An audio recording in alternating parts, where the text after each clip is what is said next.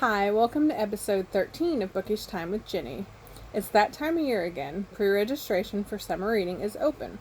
If you participated last year, you should already have the Beanstack app downloaded. Or if you didn't, you can download the app. It's called Beanstack. And then you search for the library. And, or you can do it through a website. It's sjplibrary.beanstack.com. And really the only difference, the app is handy. Because, when you get done reading, you just scan the barcode on your book and it'll register it for you. Now, and again, you get to choose books or minutes. I prefer books. I learned I'm terrible at keeping track of the minutes. I know some school-age kids are used to doing minutes for school, but I like to do books. I just think it makes more sense once you're teenager or older. I don't know. I really find it, I'm terrible. I really would have to probably get a reading timer, which I have seen at bookstores. But, so you get a book bag, the tote that has the summer reading theme. May or may not have some coupons in it for local places.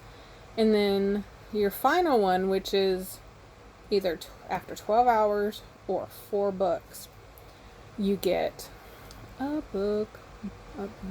I started to say book bag again, but you get a book, and then you get entered in to win the grand prize. And actually, the way it is set up, you can keep reading because it runs June and July. I think it's actually set up for hundreds of books if you're really, that adventurous this summer. I won't do it. I've said it before in other videos. I'm still having a little pandemic reading going on. Just some books that I think I normally would love just aren't holding my interest. I don't know. Maybe I need some vitamin D. I need to go out in the sun. I'm kidding. You can see how pale I am. I don't do well in the sun. But, okay, so today I want to talk to you about one of my favorite authors, Pam Jenoff. I can kind of set it there. Oh, and totally forgot till just now.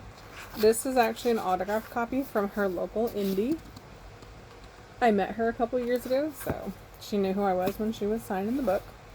I read a lot of World War II fiction. Most of Pam's previous books are historical fiction. 2 of them are modern day, but they tie back to World War II. But one of the things I want to talk about, never knew there were different color stars. This is Poland, so it was a blue star. I don't know how. I never knew there were different colors. But this one, I still can't stop thinking about this because, and this is on the flap, so I'm not spoiling anything. But it's about 2 girls. One is Jewish. That's Sadie. And then there's Ella, who is not Jewish. I don't remember what her religion was, sorry. But, and so Ella sees Sadie. When Ella's buying some flowers, she looks down to the sewer grate and sees Sadie.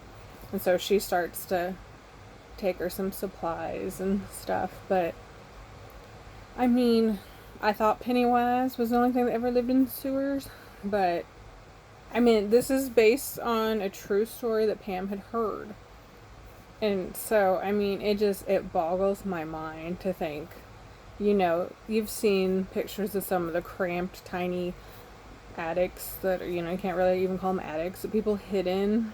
But just the idea of living in a sewer.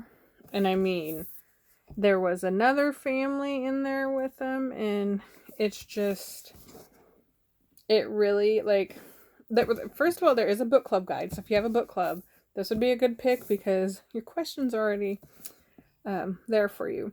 But it's a very discussable. Sadly, my 2 book clubs don't really read adult fiction. Well, I have a cozy mystery book club, and then a book club that currently reads young adult. Excuse me. I might mix it up next year. We might read adult too, but When I was done with this, though, I had an advanced copy, so I actually read it like last fall, even though it just came out in May. But I made my coworkers. I was like, you have to read this, and then we'll discuss it because I mean, they've all read a good number of historical World War II fiction. Maybe not as much as me. I do try. I vary because I don't want to bring myself down too much. But like, I do have tickets to go to the Auschwitz exhibit at Union Station next month. I already plan on crying my way through it. I've went to multiple Anne Frank exhibits. I've seen the Diary of Anne Frank, the play. I don't know how many times. I mean, I will go see it every time it's put on within a few hours of here. But, and I kind of have my niece addicted to the play. Well, or I just make her go. I don't know. And it's interesting the different ways they do it. But I hope this becomes a movie because, like I said, the stuff about the sewers is like mind-boggling, and I know I'm not even picturing it correctly. I mean, just because I've never been down in the sewers. Have you? I mean, I've seen on like TV, but I mean, and that's, I hate to say modern day sewers. I don't know how different they really are, but in the World War II era, I mean, I would think they're a little bit more disgusting, or they were back then. I mean, I'm sure they're still disgusting now, but I know I'm not doing this book justice. Just check it out from the library. You can email me to discuss it. Maybe I'll have my book club read it, except the people that are in my book club right now have already made read it, so we'll reread it and see if we're still as depressed. No, of course we will be. I mean, it blew my mind. Like I said, I've been reading World War II fiction, honestly, since I was probably in middle school, starting with the Diary of Anne Frank. And then I have, probably read Number of the Stars even earlier, because that's more like 4th grade. And then Devil's Arithmetic. And then, I mean, it's only been within the last decade or so that it's kind of exploded in the adult market. But I mean, it boggles my mind all the different, you should also check out The Lost Letter. I think that's Allison Richmond. I mean, that's a different thing that sometimes you might think it's the same story over and over, but no. I mean, it's so mind-boggling, all the different things that went on during World War II. And I noticed that I almost showed, yes, I have on a Jane Austen Band-Aid, which is funny because this is a Jane Austen read. But, next month, I think I'm going to discuss a couple of summertime happy reads. Not so happy, but still fabulous. Probably my favorite book of 2021. I almost said the wrong year. Don't even know what year it is. But yeah, probably my favorite book of the year. Even though, we're only not even, one of my cats is making noise behind me. I don't know what he's doing. He ran a different cat off to take over. There's a towel rack that they fight over. I don't really use the towels that are on it because they're covered in cat hair because they lay on it. But joys of cats. Working from home with cats. But yeah. And actually, let me see. I mean, I could probably name all of her books from memory. But, so she has 1, 2, 3, 4, 5, 6, 7 other books. So this is her 8th. I recommend, actually, you know what? It's a publisher thing. Some of them aren't on here. So she has more than that. But Commandant's Girl is one of my favorites.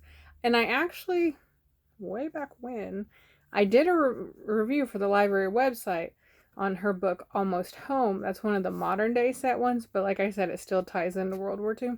That one was very good. It was very NCIS-y. That's not a word, but I love NCIS. You know, and it was about a strong female character. Most of her books are. These are two very strong female characters. But, so really you can't go wrong picking up any Pam Jenoff book. I know my branch has most of them, if not all of them. See, I didn't work here for a few years, so you might not have ordered. There might be some missing because it was the years I wasn't here. But, highly recommend. That's all for this episode. Can't believe we're already at episode 13. And if you notice, I've started writing down because half the time I forget what number we're on. But, best book of the year so far. Probably, possibly, likely going to be the best book of 2021. Bye.